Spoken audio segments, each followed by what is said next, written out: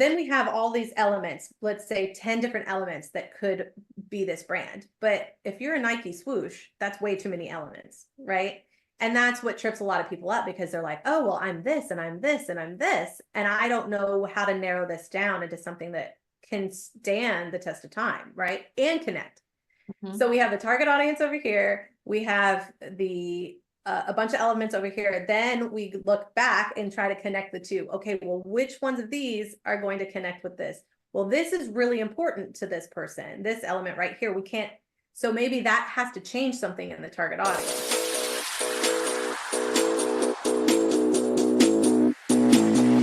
Hello and welcome to another episode of Creating Powerful Impact. I'm your host, Shay Wheat, founder of Grace and Ease Productions, where we support entrepreneurs just like you with event-based marketing and sales strategies, allowing you to build your authority, your credibility, and your visibility in your industry. Now, I've got a question for you before we dive into today's guest. Do you ever struggle just trying to define a clear and compelling brand message? You know, the thing that's really, it's challenging for customers to maybe understand you or your values and what you can do for them. Well, our guest today is Laura Bull, who specializes in transforming people into competitive and sustainable business brands. Now, y'all, she spent 10 years with Sony Music Entertainment, becoming one of the company's youngest executives at the age of 28, marketing for globally recognized brands like, maybe you've heard of Carrie Underwood, Brad Paisley, Johnny Cash, and now her best-selling book, From Individual to Empire, a guide to building an authentic and powerful brand, supports her goal to help creatives understand themselves deeply as a brand in order to connect with consumers and build long-term businesses. So please help me welcome Laura to the Creating Powerful Impact stage. How are you?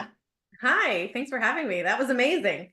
Yeah, I love it. Well, I think it's fascinating because, you know, we both support essentially a very similar audience, like visionaries and creatives, and they want to get their message out into the world. And how in the world do they do that? You know, I think you're kind of more the forefront of it, and I'm more of the back end of it. So that's why I'm really excited to have you on with us today, because, you know, personal branding, traditional branding, like, it's all kind of buzzwords, in my opinion. I would love for you to maybe explain your perspective on it and why in the world is it even important for them to think about it? Oh my gosh, it's everything. But you know, it's funny that you say that it's buzzwords, because it really is. I've been personal branding people since the 90s, so giving away my age there. But it's really, I call it influencer branding too. So it's, you're trying to influence an audience with you as the product. You are the product. Think about all the different jobs these days that are available to us because of the internet, because as us being the product, right? Mm-hmm. So that's authors, thought leaders, podcasters, real estate agents. You know, it's really running the gamut. The PTO moms, right? Anybody who's trying to influence any size audience. So it can be a small local audience, it could be a huge audience. It also doesn't necessarily have to have social media behind it. So there's all kinds of communication channels out there available to us. Social media is just one aspect of it. So I always use George Clooney as an example. You know, he's literally out there changing the world, but he doesn't have social media. You know, so it's all about trying to figure out what my personal brand identity is, but then transforming that into a business brand. So how do you become a Nike swoosh? How do you become a foundation of a business that's going to be there for the next 20 years, right? And how do you build revenue streams around that? Because there's also influencers out there with millions of followers that don't have a business behind it and don't have products and services. So you may think that they're millionaires or super successful business owners, but they may not necessarily be, because maybe it's not connecting in the way that it should be connecting. So there's all these different elements that come into play when you're dealing with a person. So, okay, you've thrown the word out there, influencers. Yes, And some of them are more influential than others. But right. how do they actually gain the influence? Like, how do they gain that power and support and backing that makes it an influencer? Okay, so there's a couple things here too. So first off, I do not believe in the it factor. I've worked with thousands of artists, my background being in the music industry, and now outside of the industry, I've worked with a lot of people from acting to a lot of celebrities all over the place, from national icons to cookie dough companies, whatever that looks like. But there is no such thing as the it factor. Think about the 5 Minute Tonight Show couch, right? If somebody is on that couch, they are connecting with an audience, they have 5 minutes, right, to explain who they are. People make their decisions on brands that they trust and brands that they connect with within nanoseconds. So this is image. It's not just what they're saying on that couch. It's image, it's narrative, it's what they're providing to the audience, right? All three of those things, as clear as day, they have to be consistent, clear, and communicated within nanoseconds. That is the it factor. And so the people that are confident in what that looks like, they're the ones that are going to be the superstars. And the other thing that is necessary for people to connect with is what is shared values. And so it's actually a principle of influence. It's been around for decades, but shared values are something that a lot of people overlook. And if you can identify a shared value that you have with your target audience, that is what is going to create advocates for your brand. That is what's going to create the word of mouth. Those are the ones that are going to really connect at a deeper level with what you're saying overall. So kind of two different answers there in one. Yeah, for sure. So you were kind of mentioning like your target audience. Yes. For those that are listening and like, okay, yeah, I've got a target audience, but I don't know if it's really super clear. And I keep trying a little bit of this, a little bit of that to, find that message.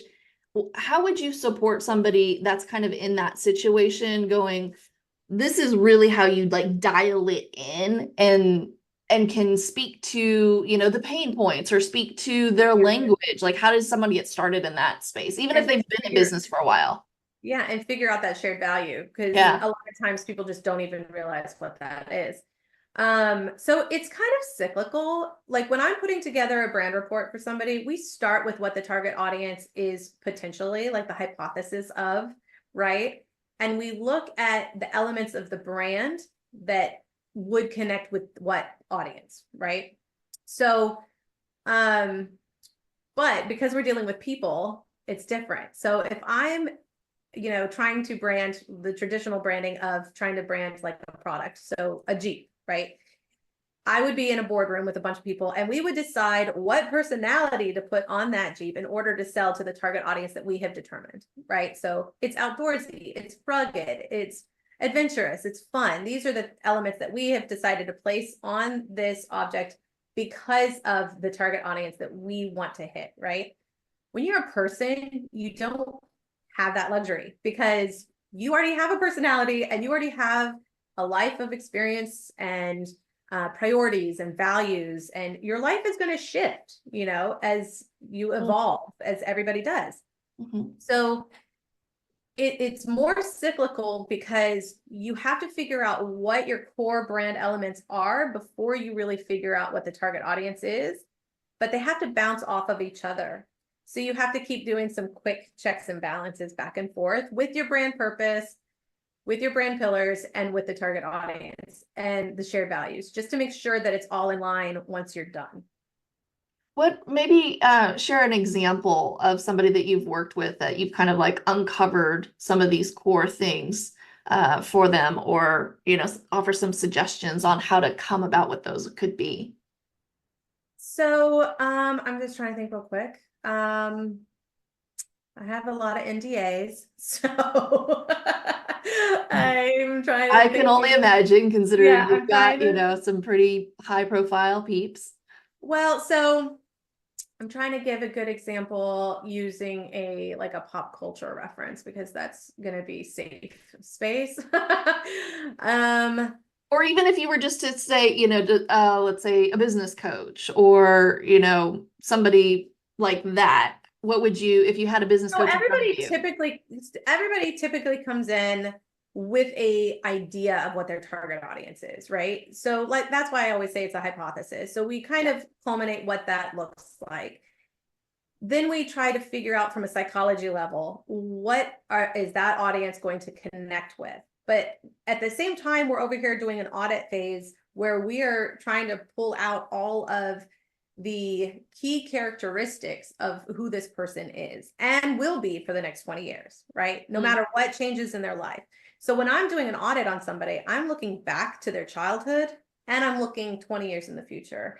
So it is a very extensive process where we are looking at I've literally guessed what a client drove based off of the information that I pull in my questionnaires with my clients. I literally was able, just based off of what I knew to be her lifestyle, her personality, her priorities and values and everything, I was able to pinpoint what kind of car she drove. So we really find everything about them. And then we have all these elements, let's say 10 different elements that could be this brand. But if you're a Nike swoosh, that's way too many elements, right? And that's what trips a lot of people up because they're like, oh, well, I'm this and I'm this and I'm this. And I don't know how to narrow this down into something that can stand the test of time, right? And connect. So we have the target audience over here. We have a bunch of elements over here. Then we look back and try to connect the two. Okay, well, which ones of these are going to connect with this? Well, this is really important to this person. This element right here, we can't. So maybe that has to change something in the target audience because this element has to stay.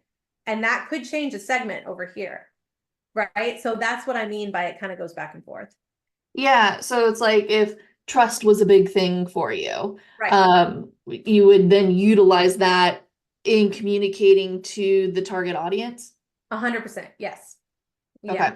Yeah. So basically, once we figure out what elements will communicate the most effectively to this audience, then those become the brand pillars. And when we're looking at brand pillars, I always say it's the grouping together. These elements have to stay together. So for instance, if I were to say, oh my gosh, there's this powerhouse vocalist female, and I cannot remember her name. Who could that be? Right.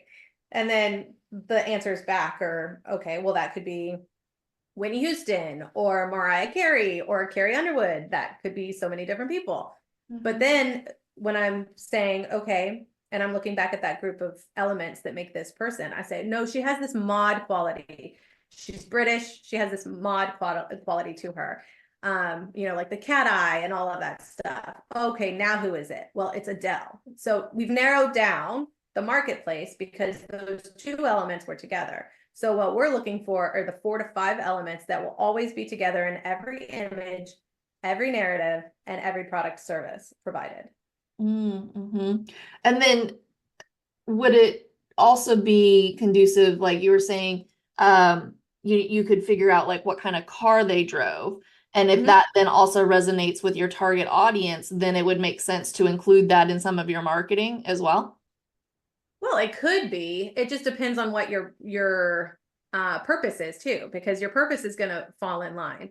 So if the kind of car this specific person that I chose, it would not make sense. I mean, okay, it opens up an idea for a potential partnership, right? Yeah. Because it's in line with her as a person, right? But she was a TV reporter.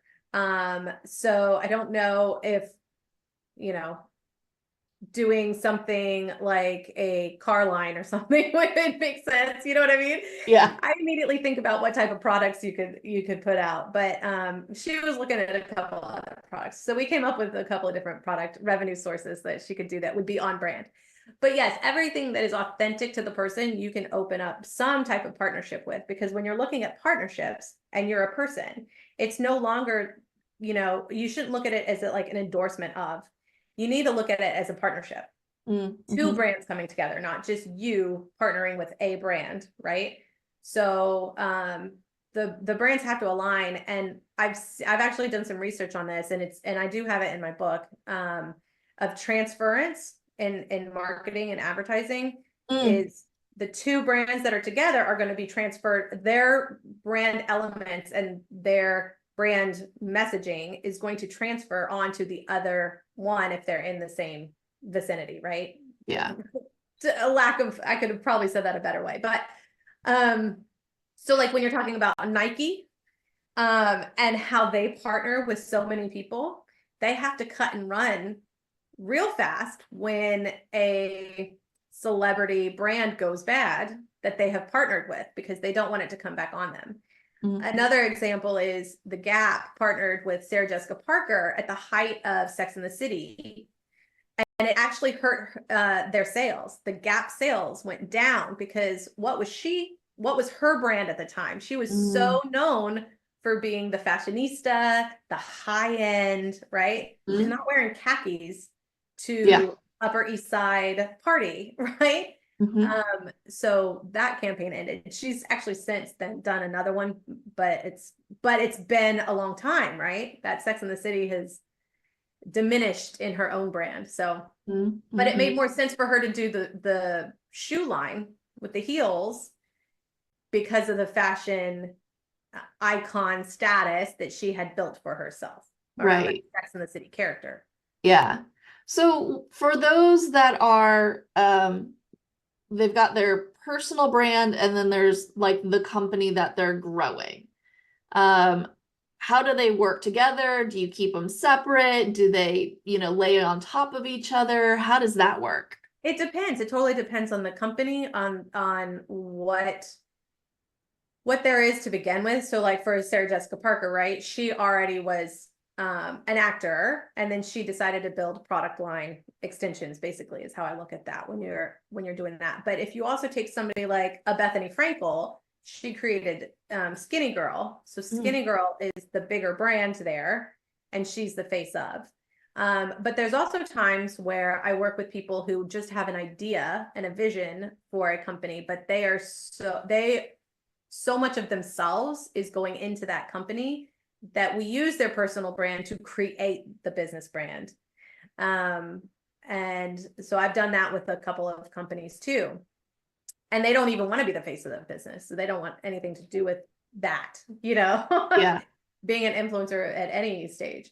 So there's Yeah. all different ways to structure it once you figure out, again, it goes back to the purpose. It goes back to what that product service is. Typically, when somebody crosses my desk, they already know what the service and the product is that they want to provide.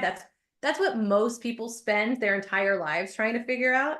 It's the other things that go along with it, like the image and the narrative, right? Yeah. So that's Yeah. what So like recently, the way that question kind of came to mind was I've been interacting with people that started out and the business and the personal brand were like one and the same, right? They're a service provider, they're out there doing it, they're yeah, supporting whoever it is that they're supporting. And then they're growing and scaling the business to a point where they're like, okay, I need to think about exit plan. oh yeah. And, how do I get the business to the point where it doesn't have to necessarily rely upon my face to sell, and it needs to stand on its own 2 feet to continue to grow. Because if I want to sell the company, I would assume somebody coming in evaluating it would go, okay, how many times is your face all over it? And if your face is not there anymore, that makes it so you don't have as many leads coming in, so on and so forth. Yeah.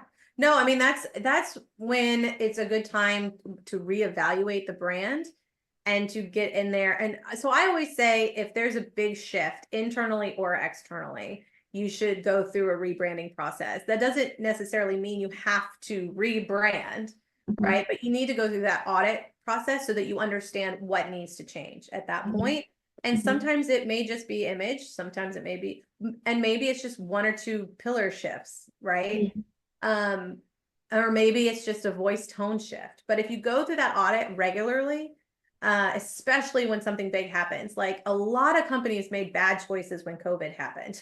They made a lot of bad choices trying to stay afloat, but they were off brand, which killed them, right? So it can happen externally and it also can happen internally. And so you just need to learn the process so that you can be prepared for whatever comes at you. Yeah. If we could switch gears a little bit, and talk about standing out in the marketplace and how to have a competitive differentiation. How would you like support somebody, or what do they need to look at or think about when they're trying to stand apart from their competitors? So the first thing I always say is that the superstars are your competitors, right? So you're not necessarily looking at the other people at your same level. You are looking at the people that have done it well, hitting the same target audience, right? Mm-hmm. Or a similar target audience. The next thing I would say is do not get too wrapped up in what the competition is doing, because you don't actually know what is going on behind closed doors. You don't actually know what's happening, right? So all it does is get in your way. But what we do for market research is we glance, I like to say we glance at the competition and we see what they look like, what our perception as a consumer is of that brand, right? What is this brand saying to this target audience? And then what we do is we look at what our brand pillars are and we say, what can we lean into that's already here? What can we lean into? Not create, not add, not change, but lean into that will, in competitive situations, say something different, right? So that's kind of our method. And so we do, and like our brand report for our clients, we go through all the competitive research. And then at the end, we do say, here's some differentiating messages that you can use, but still stay on brand. Okay, that makes sense. Yeah. The first thing people want to do is add or change based off of what the competition is doing. Yeah. 99.9% of the time, not what you should be doing. I mean, you and I both see behind the scenes of Yeah. companies and their businesses and what actually is Yeah. happening. And so, yes, Yeah. you don't know what's going on behind the You scenes, don't know what's without a going on doubt. behind the scenes, and honestly, you can't make the same decisions, because what are you going to do? Are you going to go for the same stage that they were on? Are you Right. going to go for the same topic that they're doing? No, you have to figure out how to do it on your own. So you just are trying to figure out, okay, what can I lean into and how can I make it just a little bit different to what they're saying? Yeah. I'm curious, have you guys leaned into anything with AI and supporting the AI space, or jumping into it, or using it to support your clients in any way? So I'm a fan of AI, but I'm also not a fan of AI. So, it's a love-hate relationship. I think that it does make things like market research a little easier. But I will say that there's so many copyright issues and just legal issues, with NDAs and things like that. You don't know how the information is being used or stored or whatever. You also, like, we would never take any brand elements from AI. Like, we would never have something created in AI. I'm for a brand, right? For the foundation of the house. But I'm not opposed to it with like social media or things like that. And again, it has to be on brand, right? If there's a brand that's like, I don't know, rustic and grounded, like it doesn't necessarily make sense to use like a slick, clear AI picture. You know what I mean? Yeah. So again, it has to make sense. Yeah. Okay. Fascinating. And I say the same thing too with social media. Like, people always ask me, what social media platform should I be on? Well, yes, they all speak to different audiences, and yes, each one demands a different style of communication, but your brand should dictate what that looks like. You don't have to be on all of them, right? As the marketing person, you want to be everywhere, right? You want to be getting as many impressions as possible. But in my branding side, I'm going to say, no, you need to only be in the places that make sense for your brand. Yeah. Perfect. Well, I appreciate you coming and enlightening us on the brand side of things, Laura. What is the best way that people can connect with you? And do you happen to have a gift for our audience today? I have two gifts for your audience today because I am awesome. So if you go to www.thebrandmanagement, so it's MGMT, so thebrandmgmt.com, there is a free download of the first chapter of the book, and from individual to empire. And then there is also a brand checklist where we kind of put together this, just a one sheet that of steps that we take our clients through just to check off. Hey, do we have this? Do we have this? Hey, we haven't thought about this yet. Like maybe we should look at that, and that seems to be super helpful for a lot of people. Perfect. My last question for you is, what is a takeaway or memorable note you'd like to leave our audience with? Okay, so I love this. What I always tell people is marketing is what you want to say for the next 20 days, and branding is what you want to say for the next 20 years. So make sure you have your branding. Your branding is the foundation. That will determine all the different marketing fun that you can have, because that will open up the infinite ideas and possibilities from a marketing standpoint. Do I hit this segment of my target audience? How do I talk to this segment of the target audience? And how do I communicate it, and where should I communicate? Does this partnership make sense? Everything on the marketing side is changeable and workable, and you can experiment all over the place, but the branding should be consistent and clear and concise and have an emotional connection with your audience. So beautiful. Thank you. I appreciate it, Laura. Thank you for joining us. And I want to thank our audience for also joining us on another episode of Creating Powerful Impact. I'm excited for you to take all of these branding lessons and these resources that you've learned here today. Go get the checklist so that you can start implementing them and creating even more impact in your world. Until next time, have an outstanding rest of your day. Take care. Thank you so much for listening to the Creating Powerful Impact podcast. If you are a successful coach, speaker, author, or thought leader who would like to be on this program, simply visit creatingpowerfulimpact.com/guest. If you are someone who got something out of this interview, would you please do me a favor and share this episode on social media? Just do a quick screenshot with your phone and text it to a friend or post it on your socials. Also, if you know somebody that would be a great guest, tag them on social media to let them know about the show and include the hashtag Creating Powerful Impact. I love seeing all of your posts and great guest selections. We are regularly putting out new episodes and content.